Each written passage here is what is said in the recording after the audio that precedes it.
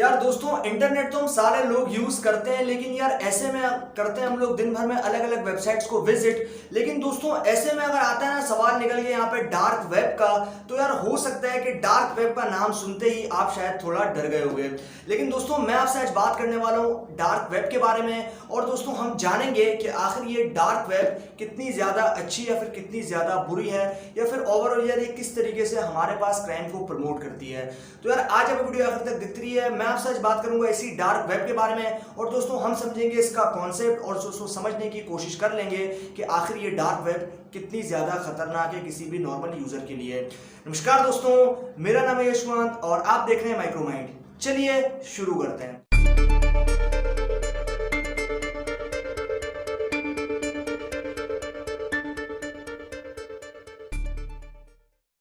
यार दोस्तों मैं अगर आपसे बात करता हूँ ना सबसे पहले हम लोगों की, तो क्योंकि यार हम एक नॉर्मल से यूजर होते हैं और यार हम जो है वो इंटरनेट को यूज करते तो है, लेकिन हमें ये नहीं पता कि इंटरनेट के ऊपर क्या डू है क्या डोंट्स है, और ऐसे में हम अक्सर जो है कोई ना कोई प्रॉब्लम के अंदर आ जाते हैं। लेकिन दोस्तों ऐसे में अगर हमारे पास यहाँ पर सवाल आता है या फिर हमने किसी से सुन लिया होता है कि भाई डार्क वेब नाम की चीज भी इंटरनेट के ऊपर प्रेजेंट होती है, या फिर डीप वेब नाम की जो चीज है वो भी इंटरनेट पे प्रेजेंट होती है, यार शायद हम जो है उनके बारे में इतना ज्यादा सीरियस एक्शन लेते नहीं, और फिर बाद में हमें जो है वो काफी बड़ी प्रॉब्लम फेस करनी पड़ती है।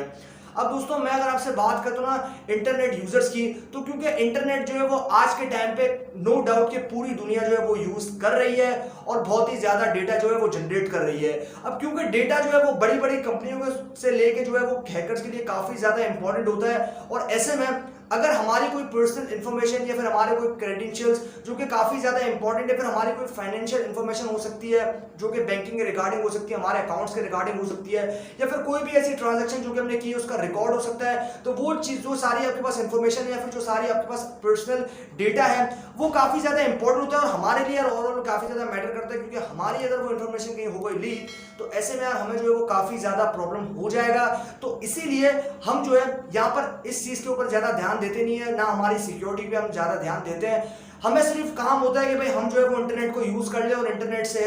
अपने जो बेसिकली रेलेवेंट रिजल्ट्स है, हमारे जो रिक्वायरमेंट्स है वो बस इंटरनेट पूरी कर रहा है, तो हम जो है वो कंप्लीटली सेटिस्फाई हैं। लेकिन दोस्तों ऐसा सवाल अगर हमारे सामने आ जाए कि मान लो कि अगर आपका कोई डेटा है या फिर अगर आपकी कोई इंफॉर्मेशन है जो कि आपको लगती है काफी ज्यादा इंपॉर्टेंट हो सकती है, तो ऐसे में आप जो है अगर वो इंफॉर्मेशन लीक हुई तो वो डार्क वेब के ऊपर जो वो पब्लिश हो जाएगी, और डार्क वेब पर जब पब्लिश हो गई तो फिर फाइनली यार आपके लिए जो है वो काफी ज्यादा बड़ी प्रॉब्लम हो जाएगी, अगर आपको पता ही नहीं है कि जो डार्क या फिर डीप वेब होता क्या है और इसके अंदर बेसिकली काम होता क्या है। तो हम जरा समझते हैं इसके कॉन्सेप्ट को। तो फोक्स हम लोग जो है डार्क वेब यानी कि हमारे पास नाम से ही पता चल रहा है कि इंटरनेट का वो काला धब्बा जहां पे जो है सारे इलीगल काम होते हैं। मतलब आपके पास अगर किसी की इंफॉर्मेशन, मान लो कि किसी हैकर ने किसी कंपनी को या फिर किसी ऑर्गेनाइजेशन को हैक किया है, उसकी सारी कंप्लीट डिटेल्स जो है वो उसके साथ में जो है उसने कलेक्ट कर ली, और ऐसे में अभी मान लो कि वो कंपनी से जो है वो कुछ एक्सटॉर्शन की मनी मांगेगा, मतलब कोई भी ऐसे पैसे मांगेगा और उसको रिटर्न करने के लिए, मतलब फाइल्स को या फिर उनकी जो इंपॉर्टेंट डॉक्यूमेंट्स है उनको जो है वो रिटर्न करने के लिए उनसे कुछ पैसे मांगेगा।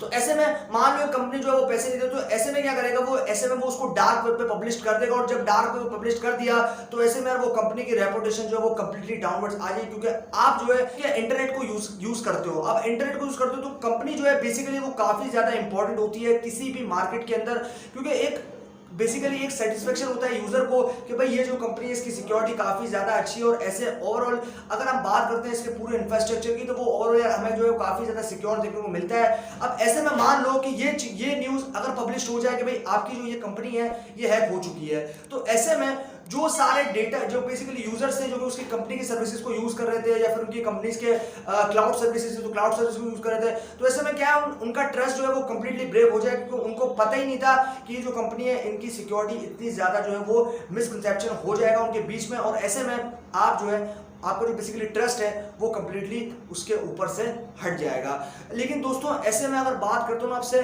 डार्क वेब की, तो डार्क वेब का बेसिकली मतलब ये होता है कि डार्क वेब के अंदर आपके जो सारे इलीगल काम होते हैं, मतलब आपकी जो बेसिकली मैं बात करता हूँ आपसे ड्रग्स की ट्रेडिंग की, वेपन्स की ट्रेडिंग की, तो ये क्या ये सारे इलीगल काम है जो कि डार्क वेब के ऊपर होते हैं और एकदम प्रिसाइजली जो है वो कर लेते हैं, हैकर्स हो या फिर आपके पास कोई क्रिमिनल्स हो, ये काम हो जाता है डार्क वेब के ऊपर। और यार ओवरऑल अगर बात करते हो ना डार्क वेब की, तो डार्क वेब को एज अ नॉर्मल यूजर हम लोग जो है वो कभी भी एक्सेस नहीं कर सकते, क्योंकि उनके लिए जो है स्पेशल ब्राउजर होते हैं जिनसे आप डार्क वेब को जो है वो यहाँ पर एक्सेस कर सकते हो। लेकिन यार ओवरऑल ये काम काफी इलीगल है और यार इस बात की परमिशन मैं आपको नहीं दूंगा कि आप जो है वो डार्क वेब को एक्सप्लोर करो, क्योंकि यहाँ पर जो है वो सारे इलीगल काम होते हैं। और ओवरऑल अगर मैं बात करता हूँ ना आपसे डीप वेब की, तो डीप वेब का कॉन्सेप्ट थोड़ा सा अलग है। डीप वेब के अंदर मान लो कि डीप वेब वो वेबसाइट्स होती हैं या फिर वो गवर्नमेंट वेबसाइट होती हैं जहाँ पर जो गवर्नमेंट के क्रेडेंशियल्स होते हैं, मतलब मान लो कि आपकी यूनिवर्सिटीज हो सकती हैं या फिर आपके यूनिवर्सिटी की इंपॉर्टेंट फाइल्स हो सकती हैं, आपकी कंपनीज हो सकती हैं, आपकी बैंक की डिटेल्स हो सकती हैं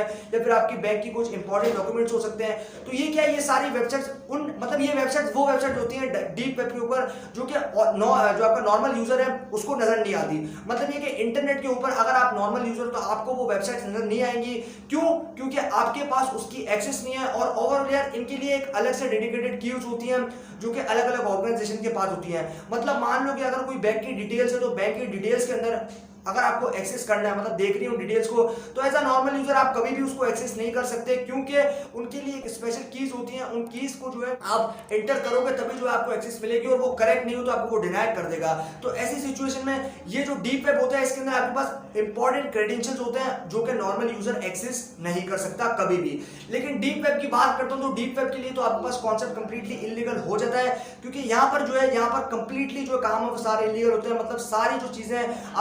आपके ड्राइविंग लाइसेंस का नंबर हो सकता है, आपके बैंक अकाउंट का नाम हो सकता है, फिर आपकी डिटेल्स हो सकती हैं, आपकी सारी इंपॉर्टेंट बैंक ट्रांजैक्शंस की डिटेल्स हो सकती हैं। ये सारी क्या है, सारी इंपॉर्टेंट चीजें। और ये डार्क वेब के ऊपर अगर आप होते हो हैक तो आप जो है आपकी जो डिटेल्स है वो पब्लिश की जा सकती है, और पब्लिश एक दफा हो गई तो फिर आपका यार काम जो है वो कंप्लीटली खराब हो जाएगा। लेकिन अभी एक और चीज भी है जो कि है सरफेस वेब। अब सरफेस वेब क्या होता है भाई, आपको जितने भी आप क्योंकि नॉर्मल यूजर हो, आपको जितने भी बेसिकली आप इंटरनेट के ऊपर वेब पेजेस देखते हो तो वो वेब पेजेस क्या है, वो वेब पेजेस इंडेक्स्ड होते हैं गूगल के सर्च इंजन पे, और गूगल ही जो है वो आपको रेलेवेंट रिजल्ट शो करता है। रेलेवेंट रिजल्ट जो आपको दिखाता है, अगर आपको सर्च करते हो तो आपको उससे रेलेवेंट वेब पेजेस जो है वो दिखा देता है। तो वो क्या है, ये आपके पास सरफेस वेब। अब सरफेस वेब बेसिकली आपके पास जो है वो लीगल होती है, और हम जो है वो बेसिकली सरफेस वेब को यूज करते हैं। और मान लो कि अगर 100% जो है आपके पास टोटल इंटरनेट है तो उसमें से आपके पास जो है वो ऑलमोस्ट 65 या फिर 70% जो है आपके पास डार्क वेब होती है। उसके बाद आपके पास शायद से कोई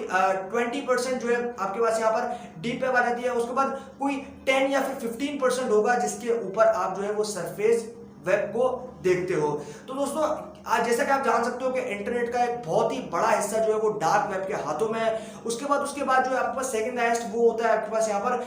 डीप वेब, उसके बाद आता है फाइनली सरफेस वेब। तो दोस्तों ये हो गया कॉन्सेप्ट हमारे पास यहाँ पर डीप वेब का। और यार डीप वेब ओवरऑल काफी ज्यादा खतरनाक होती है, इसीलिए जो नॉर्मल यूजर होता है उसको हर बार पता नहीं होता कि भाई जो डीप वेब होता है या डार्क वेब होता है वो एग्जैक्टली क्या होता है, और सरफेस वेब और इनके बीच में क्या डिफरेंसेस होते हैं। तो बेसिकली यार सरफेस वेब वो वेब होती है जो कि हम लोग यूज करते हैं नॉर्मल तरीके से, मतलब जो आपके पास नॉर्मल सर्च इंजन पे जो रिजल्ट्स आते हैं, फिर आपको जो वेब पेजेस होते हैं जिसके ऊपर आप डे बाय डे जो है वो वेबसाइट्स के ऊपर विजिट करते हो, तो वो होगा आपके सरफेस वेब जो कि नॉर्मल होती है, लीगल होती है। उसके बाद डीप वेब जहां पे आपके पास जो है कोई भी क्रेडेंशियल्स की डिटेल्स या फिर कोई भी ऐसी इंपॉर्टेंट इंफॉर्मेशन जिसको आप देख नहीं सकते और ना ही वो आपको इंटरनेट के ऊपर कहीं पे मिलेगी, उसके लिए एक अलग से डेडिकेटेड कीज, उसके लिए अलग से डेडिकेटेड प्लेटफॉर्म होता है जहां पर जो है वो कंपनी टू कंपनी आपके पास कीज होती है जहां पे आपके जो इंपॉर्टेंट एम्प्लॉयज हैं वो उसको एक्सेस कर सकते हैं। उसके बाद आता है फाइनली यार डार्क वेब, जहां पे जो है आपके सारे इलीगल काम होते हैं, जहां पे सारे जो है आपके पास यहाँ पे सारी जो ट्रेडिंग्स हैं, फिर सारे जो इलीगल काम है जो कि बेसिकली आपके पास मैं बोलूंगा ना